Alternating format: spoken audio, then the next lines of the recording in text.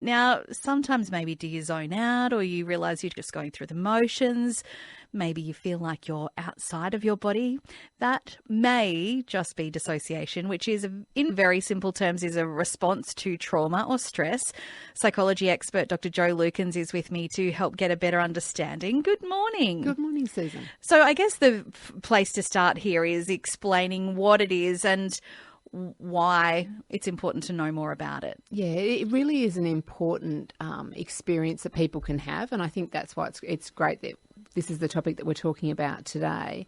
And exactly as you described it, is that dissociation as an experience is both a physical experience and a psychological one. So it combines both of those elements. And the other point that you made there is that it is commonly seen when people have experienced trauma. That's not the only reason that people might have that experience, but we very commonly see that. So if you think about that, if you've been through something traumatic, the normal reaction that we might have to that is to not want to be close to it, to separate ourselves from it. So to dissociate is absolutely the opposite of to associate with something, is to give ourselves some separation. So sometimes we do that by making ourselves feel a bit numb to things, pretending it hasn't happened. That sense of being outside of our bodies is a common thing that people will talk about.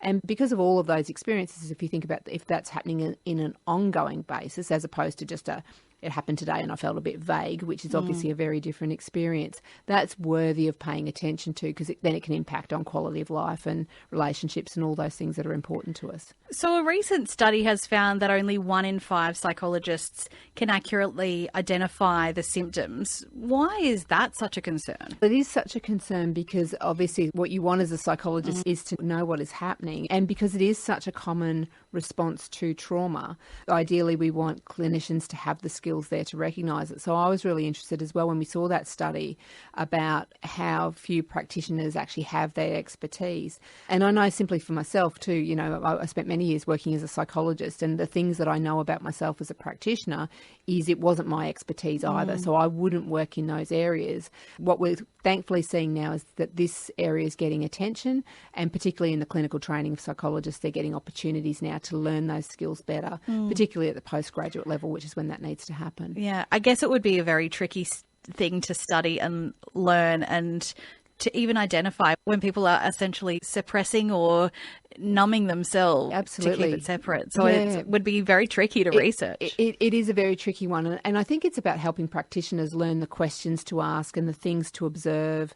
And sometimes the thing that helps is actually talking about what other people might observe. So you might sometimes get feedback from people that says you really seem disconnected here, or whatever that might be. So it's a complex area, but a really important area for people to be experienced in, particularly for practitioners when they're working in that space.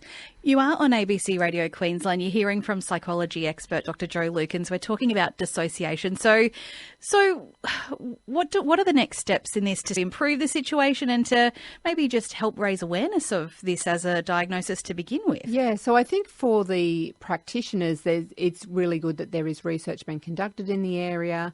And it's now being integrated into training for psychologists, and there's more attention in that. And certainly any psychologist who is looking to work in those particular areas where it would be more common to see it, the education and training has improved greatly. Like, it's certainly when I went through 30 years ago, it wasn't something that was being discussed.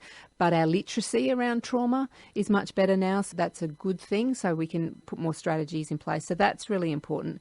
But I think there's also a piece like conversations like ours about having just people even understanding that it is something that happens to people, that it's something that you can get help with, and little things to look out for, but obviously seeking out that professional help that will help those who are struggling with some of these things. So if people think, really resonates to me, is there some sort of self-help strategies or steps that people should take if they think that they may be having some dissociative symptoms? Yes, we'd always preface it with that you need to have professional help. Yep. In an area such as this, that becomes incredibly important. But what will happen is when you seek out that professional help, part of what you will do, in addition to some other areas, is you'll learn some really good strategies that all of us can use all of the time to keep us centred and in the moment. We've talked a lot about being mind-wise, of being mindful, little strategies to help ground you. Being in North Queensland at the moment, depending where everyone looks out their window, but I think most of us are looking out to sunny blue skies and so forth. So even an act like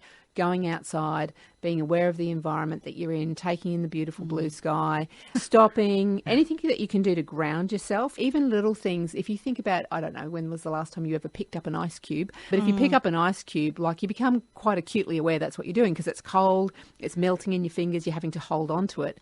So a little strategy like that keeps you in the moment and stops you from getting that distraction piece. So typically what will happen when someone works with a psychologist, psychiatrist, health professional in the area of dissociation, part of what you will do is learn some good grounding strategies, which are helpful for all of us as part of our day-to-day as well.